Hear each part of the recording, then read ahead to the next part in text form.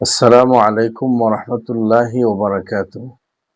যে যেখান থেকে আমাকে দেখছেন শুনছেন সবাইকে জানাই আমার অন্তরের অন্তঃস্থল থেকে শুভেচ্ছা ও মোবারকবাদ।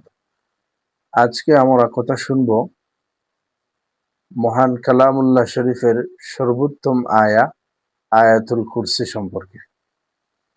কালামুল্লাহ শরীফের মধ্যে 66টি আয়াত রয়েছে, তার মধ্যে সর্বোত্তম আয়াত হচ্ছে আয়াতুল কুরসি।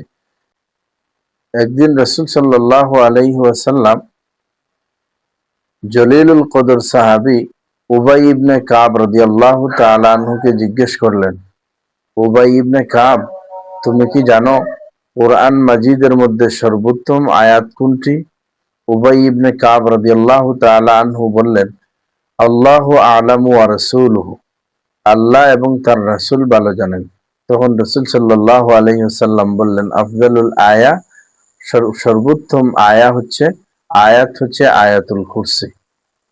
আয়াতুল কুরসি সম্পর্কে আরো অনেক ফজিলত রয়েছে, অনেক কথা রয়েছে।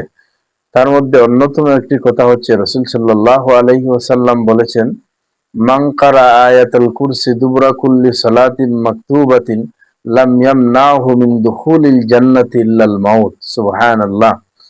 রাসূল সাল্লাল্লাহু আলাইহি সাল্লাম বললেন, যে ব্যক্তি প্রত্যেক সালাতের পরে আয়াতুল কুরসি পাঠ করবে সে জান্নাতে ঢোকার ব্যাপারে কোনো বাধা থাকবে না।